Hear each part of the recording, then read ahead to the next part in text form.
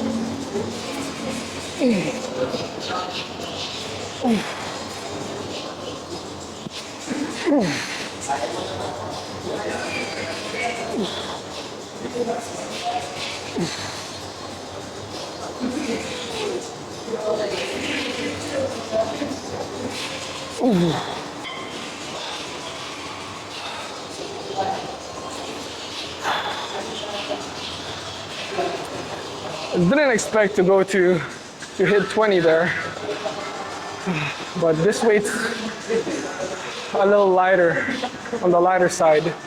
Usually when I say 15 to 20 reps, if I can do like the maximum reps, like the 20 reps, I give you a range of 15 to 20. Normally I want to be around 15, 16, 17. If I can reach higher than that, like 18, 19, 20, I would normally increase the weight. I can't even speak from the exhaustion. That's why we call it the pre-exhaustion loading. So when doing the lat pull downs, I see a lot of people doing the lat pull downs behind their neck. They kind of bring it behind their neck over here like that.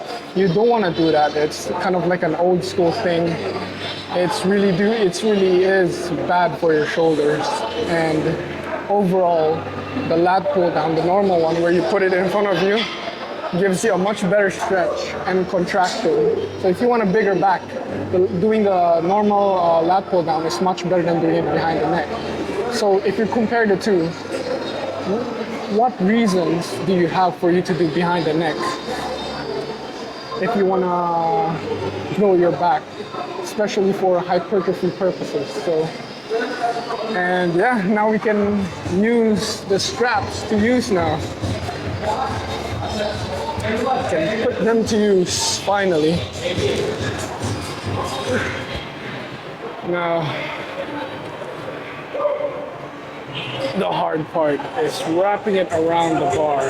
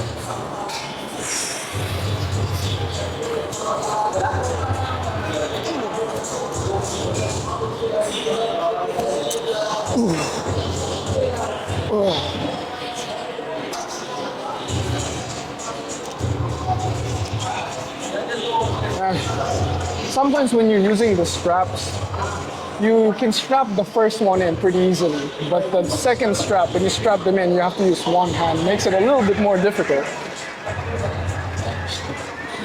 I remember when I was deadlifting, I used to love using the straps, but everyone just criticized doing this, using the straps during the deadlift. So I did the overhand, what's that, you call it the reverse, one overhand and one underhand grip on the deadlift bar, because it doesn't count when you have straps in. So you really gotta increase that grip strength.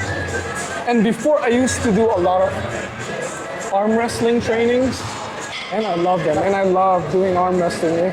If you can see in a lot of my videos, I actually do a lot of arm wrestling with my friends. But I haven't done them in a while. My arm wrestling strength is still there, but my grip strength in general isn't that great. And I can tell just by doing the back days, it's firing up.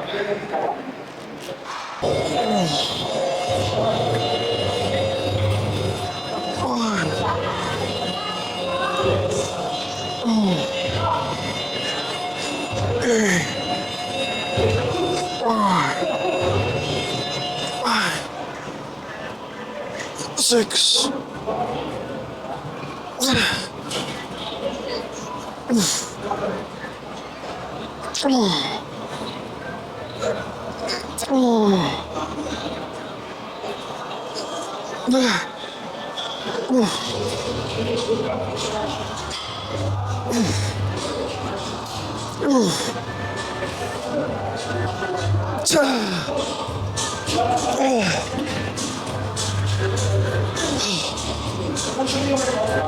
I probably won't be needing these anymore. On the lat pull downs, I definitely needed them. I was more of a chalk addict before. I would use chalk, not just in terms of powerlifting.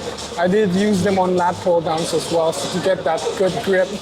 Also, when I did do pull-ups, I love putting chalk. I put a lot of chalk in a lot of my exercises. Bench press, lat pull downs, pull-ups. I was a chalk enthusiast. Let's call it that.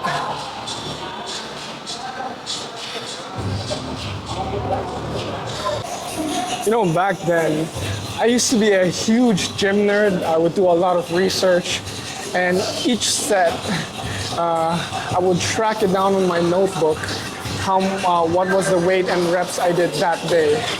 And I would track down every single workout, what amount of reps I did, amount of volume I did, everything. I just put them down all in this notebook, and I would bring this notebook everywhere I went to the gym during my sets.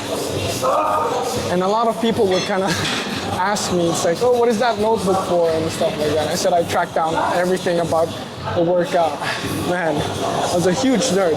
I wouldn't say it was a bad thing, because you're seeing the progress through that notebook, you know, and you see the numbers going up and everything. You're tracking everything, and it's a good thing. It's kind of like tracking calories.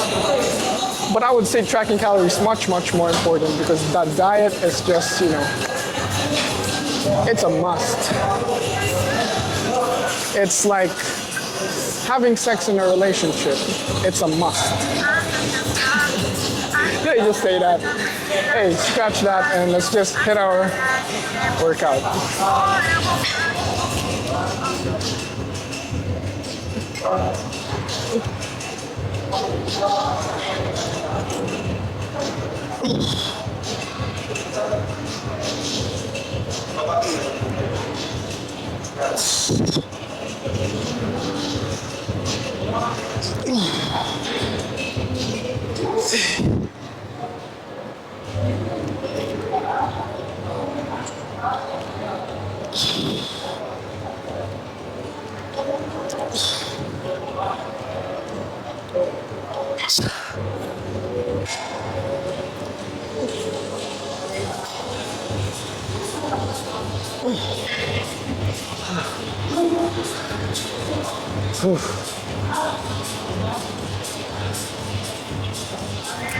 If you guys didn't know, I'm actually using YouTube to listen to my music.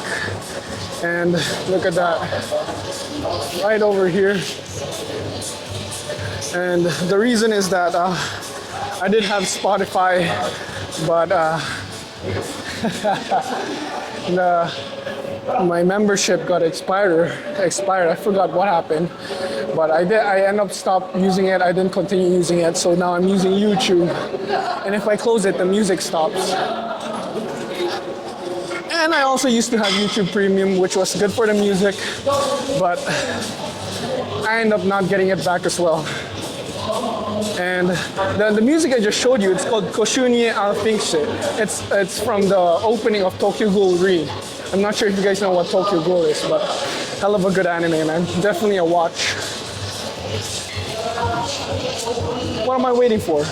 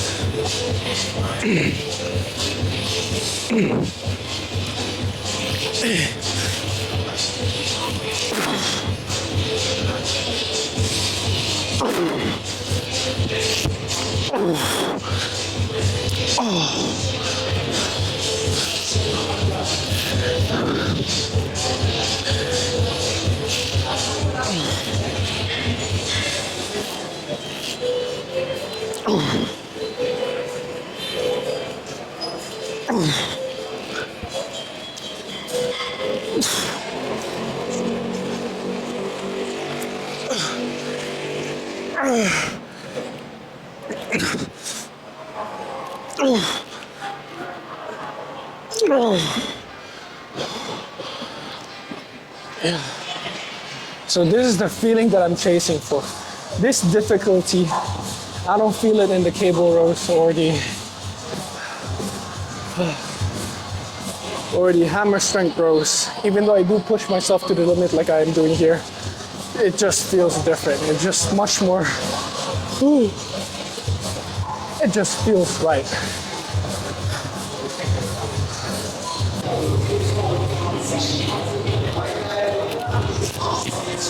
So, we are on our last exercise before hitting the biceps. I'm a little bit contemplating if I should check out my pump after this exercise, then do bicep, then check out my pump again. But, you know, maybe it's just better I should show my pump once.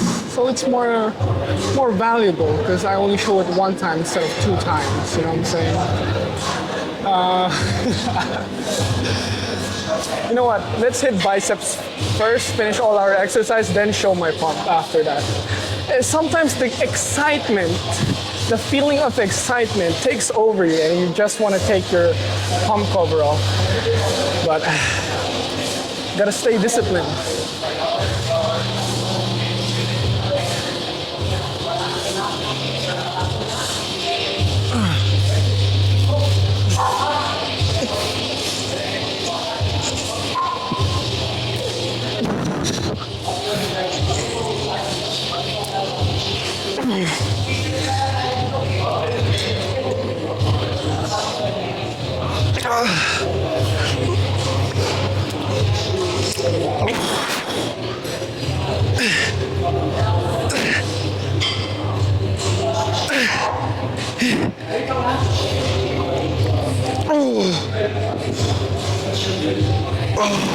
And you know, in this exercises when the pad's always against your chest, it's a little harder to breathe. Hence why I'm breathing like a madman through the mic. And during this exercises, the mic is literally on my lip. It's like I'm making out with it. I was talking a little bit about the show muscles earlier, and what I realized, it's a pattern here that when I'm wearing a t-shirt or something baggy, people think I got a lot skinnier, and I know myself that I got bigger, but when I'm wearing baggy clothes and the people that I've seen I haven't seen for a long time that have seen me, they're like, oh, you got skinnier. But then I start wearing a tank top and they've seen me again after a long time. They're like, oh, you got bigger. And it's like, it's not that it got smaller or bigger or whatever. It's because of the muscles that you're showing with depending on what you're wearing. When you're wearing a shirt, just like a plain shirt, your show muscles are your arms, right? And normally, your shoulder won't be exposed when you're wearing a shirt. So when you wear a tank top, they're much more, you look much bigger because your shoulders, your arms is more exposed. Sometimes if you're wearing a tank top, you can see a little bit of the chest on that side. And if you really want to look bigger, you gotta make your show muscles much bigger, which is definitely mostly the arms is probably the biggest show muscles. Anyways, talking about show muscles, gotta get bigger arms because I don't got that show muscles yet.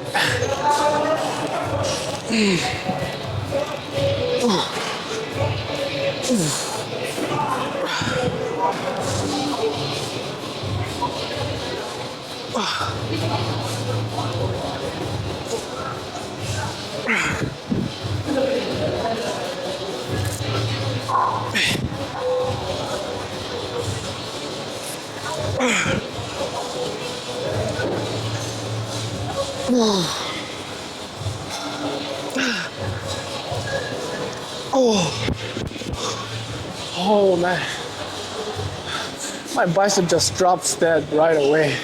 I can't even raise them for real. Hey, definitely a good sign though. Hitting that set pretty hard. Gotta love it.